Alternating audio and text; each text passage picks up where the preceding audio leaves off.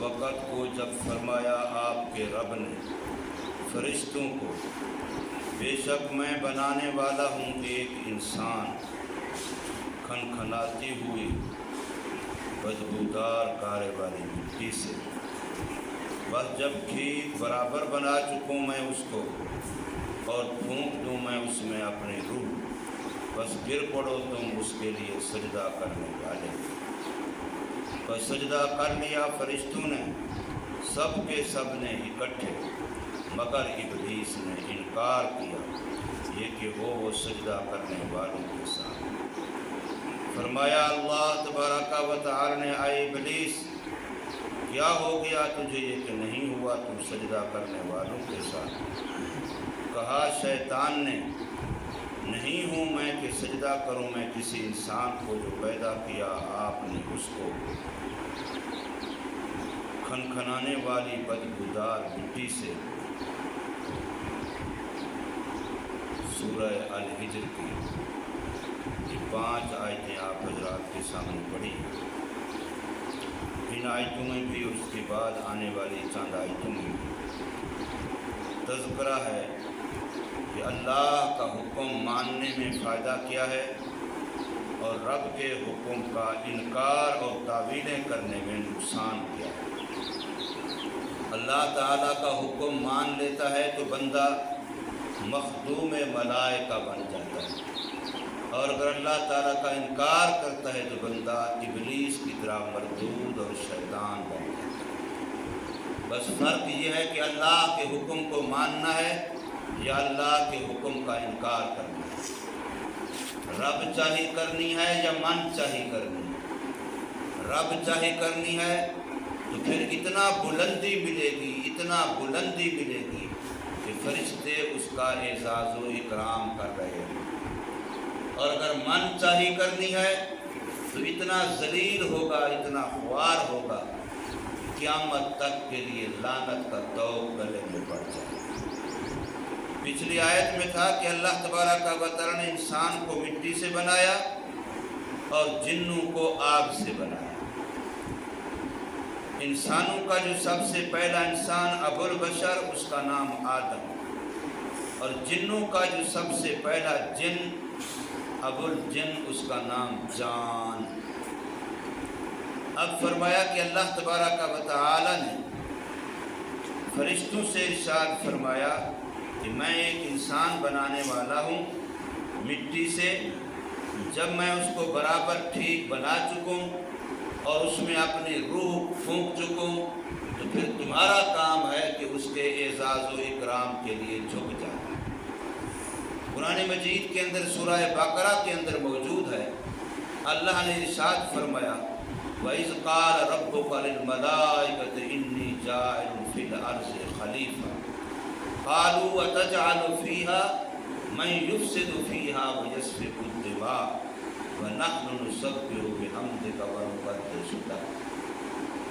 یہ تذکرہ آدم علیہ السلام کی تخلیق کا جب رب کائنات نے فرشتوں کے سامنے فرمایا تو فرشتوں نے کہا کہ ایسا بندہ، ایسی مخلوق آپ پیدا کر رہے ہیں جو زمین میں قتل و غارت کرے گی، خون ریزی کرے گی، دنگا فساد کرے گی، لڑائیاں بھڑائیاں کرے گی، ہم آپ کی عبادت کے لیے کافی ہیں، تو ہمارے ہوتے ہوئے کسی اور کی کیا ضرورت ہے؟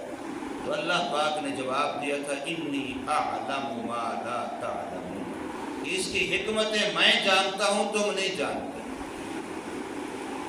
کہ آدم کے پیدا کرنے میں کیا حکمت ہے یہ حکمت میں جانتا ہوں تم نہیں جانتے۔ اب رب کائنات نے وَعَلَّمَ آدَمَ الْأَسْمَاءَ كُلَّهَا، آدم علیہ السلام کو اپنی طرف سے علم عطا فرمایا، اور پھر فرمایا بھائی اللہ پاک کی طرف سے حکم ہوا یا آدم انبئہم بِأَسْمَائِهِمْ، جو علم آپ کو دیا ہے اس علم کو ملائکہ کے سامنے ظاہر کرو۔ فَلَمَّا أَنبَأَهُمْ، جب آدم علیہ السلام نے وہ علم ملائکہ کے سامنے ظاہر کیا تو وہ فرشتے جو پہلے کہہ رہے تھے دنگا فساد، جو پہلے کہہ رہے تھے خون ریزی، اب وہی فرشتے اسی آدم کا سجدہ کر رہے ہیں۔ تو انسان کا جو سب سے پہلے ملائکہ کے سامنے عزت کی وجہ بنی وہ اس کا علم بنا. اور انسان کو 4 چیزوں سے اللہ نے بنایا: آگ، پانی، ہوا، مٹی، اور 5ویں چیز میں ڈالی اپنی روح.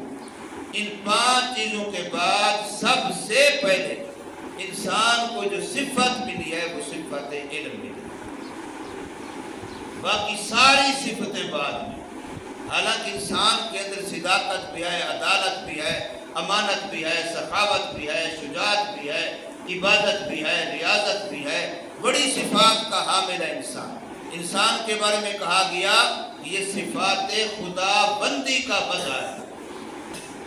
ساری اللہ والی صفتیں اس کے اندر کسی نہ کسی درجے میں ہیں، لیکن اس کے باوجود فرمایا سب سے پہلی صفت انسان کو علم ملی ہے. اور سب سے پہلے جو عزت ملی ہے وہ بھی علم کی وجہ سے ملی ہے. اور پھر جتنی صفتیں ہیں ان کی کوئی انتہا ہے کہ اب یہ اپنی کمال کو پہنچ گئی، اس سے آگے مزید اس صفت میں کوئی بڑھوتری کا چانس نہیں ہے. لیکن علم والی صفت کے بارے میں فرمایا وَقُلْ رَبِّ زِدْنِي عِلْمًا، اس کا اضافہ بڑھوتری زیادتی ہمیشہ مانگتے رہو. اطلبوا العلم من المہد الی اللحد، ماں کی گود سے لے کے قبر میں جانے تک اپنا علم بڑھاتے رہو، بڑھاتے رہو، علم کے اندر کمال پیدا کرتے رہو. اور سورہ الرحمن کے اندر جہاں رب کائنات نے صرف اپنی نعمتیں گنوائی ہیں، سب سے پہلی نعمت الرحمن علم القرآن. جنت کی نعمتیں بھی اس کے بعد ہیں، تعلیم قرآن کی نعمت جنت کی نعمتوں سے بھی پہلے ہے.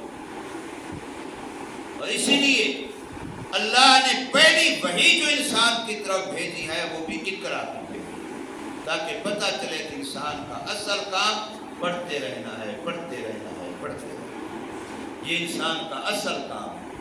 اور یہی صلاحیت ہے تعلیم کی جو انسان کو ملائکہ سے ممتاز کرتی ہے، کہ ان کے اندر بڑھوتری کی صلاحیت نہیں ہے، علم کی صلاحیت نہیں ہے.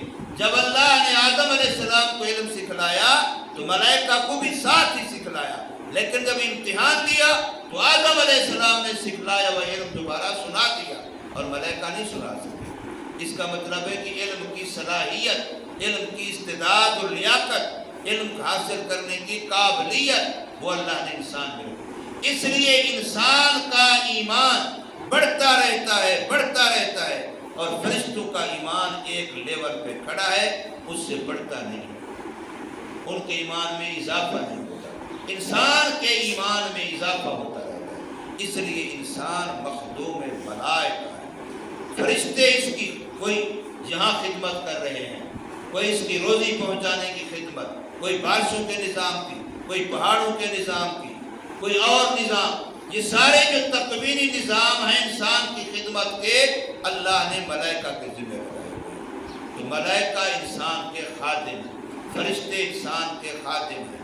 محمد کریم صلی اللہ علیہ وسلم کی خدمت کے لیے فرشتے مقرر ہیں. ہماری دین اسلام وحی لانے کے لیے سید الملائکہ حضرت جبریل علیہ السلام خدمت کر رہا ہے.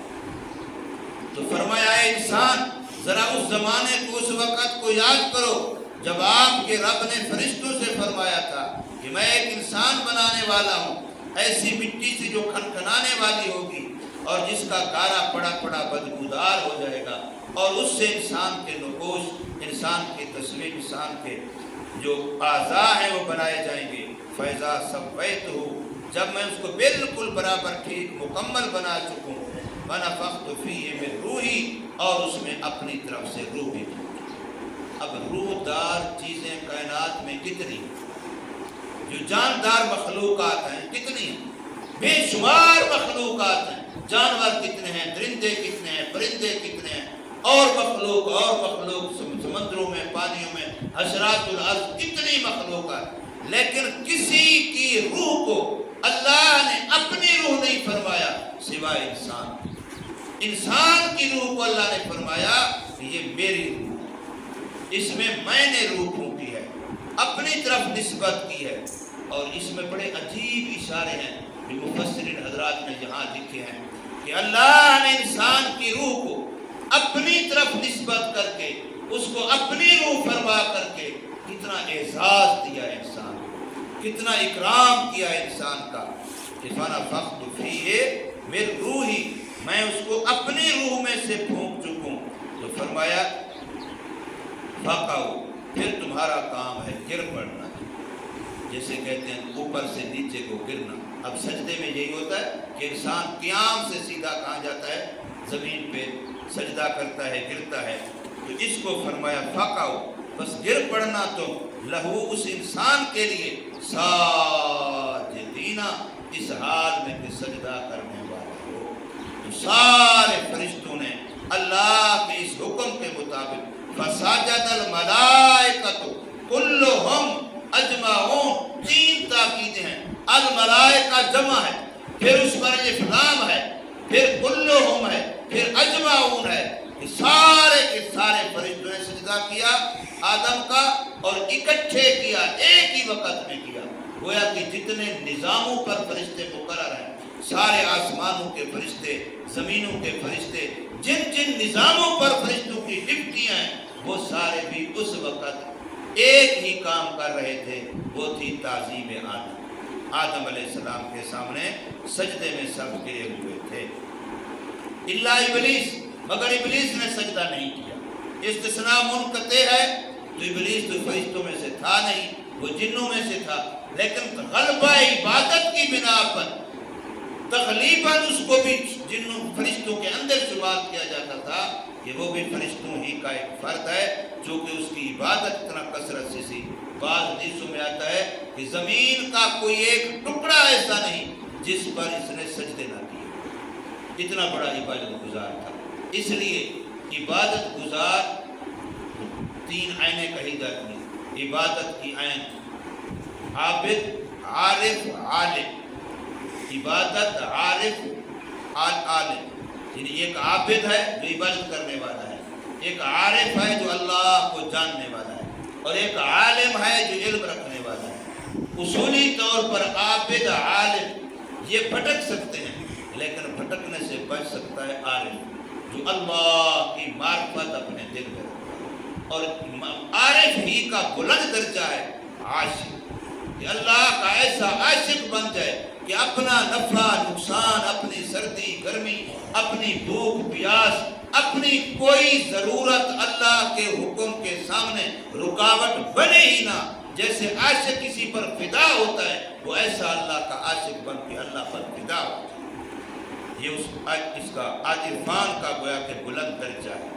تو یہ بھی اس وقت شیطان کے بارے میں عابد بھی بڑا تھا، عالم بھی بڑا تھا، لیکن عارف نہیں تھا، عاشق نہیں تھا، اس لیے مارا گیا۔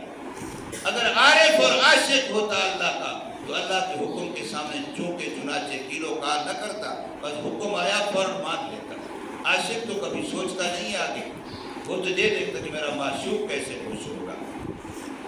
عبادت بڑی کرتا تھا اور علم بھی بڑا تھا، علم تھا تو اتنی بڑی دلیل دے رہا ہے کہ اس کو تو نے مٹی سے بنایا، مجھے آگ سے بنایا، وہ گھٹیا ہے میں بڑھیا ہوں، تو بڑھیا گھٹیا تو کیوں سجدہ کرے؟ تو فرمایا کہ الا ابلیس ابا، انکار کر دیا اس نے، ان یکون مع الساجدین، یہ کہ وہ سجدہ کرنے والوں کے ساتھ۔ اس نے ایک سجدے کا انکار کیا، ہمیشہ کے لیے مردود ہو گیا۔ ہمارے آج مسلمان گھروں میں کتنے سجدوں کا انکار ہو رہا ہے، کیسے کیسے مسلمان ہیں، کتنے کتنے سجدوں کا پرواہ نہیں کرتے۔ قال یا ابلیس، اللہ نے ارشاد فرمایا ابلیس مالا کا، تجھے کیا ہو گیا، کیا وجہ ہے اللہ تکون مع الساجدین، کہ تو سجدہ کرنے والے فرشتوں کے ساتھ سجدے میں شریک نہیں ہوا، تو اس کی کیا وجہ ہے؟ تو ابلیس نے آگے سے دلیل دی، لم اقل لاسجد لبشر، نہیں ہوں میں کہ سجدہ کروں میں کسی انسان کا، خلقتہ من صلصال من حمأ مسنون، جس کو تو نے کھنکھناتی ہوئی بدبودار کارے والی مٹی سے پیدا کیا ہو، میں آگ سے پیدا ہوا، نور سے پیدا ہوا، میں اس کا سجدہ کروں؟ میں گھٹیا چیز کا بڑھیا ہو کر کے سجدہ نہیں کرتا۔ یہ اس نے اپنا عقل چلایا۔ تو جب اللہ کے حکم کے سامنے بندہ عقل سے کام لے گا، اپنی عقلیات چلائے گا، تو یہ شیطان والا کام کرے گا۔ اور اگر اللہ کے حکم کے سامنے سرے تسلیم خم کرے گا، سرے تسلیم خم ہے جو مزاج ایجاد ہے، جو اللہ تعالیٰ کی طرف سے حکم ہے فوراً جھک جائے، بالکل عقل سے کام نہ لے، عقل وہاں چلائے جہاں اللہ تعالیٰ کا حکم سمجھنا۔ عقل اللہ کے حکم کی خادم ہے، اس کو سمجھنے کے لیے، اللہ کے حکم کی حکمت تلاش کرنے کے لیے عقل نہیں ہے۔ تو شیطان نے یہ کہا تو مارا گیا، اللہ پاک نے مردود قرار دے کر کے جنت سے بھی نکال دیا، آسمانوں سے بھی نکال دیا۔ اللہ تبارک و تعالی ہمیں سمجھ نصیب فرمائے، عمل کی توفیق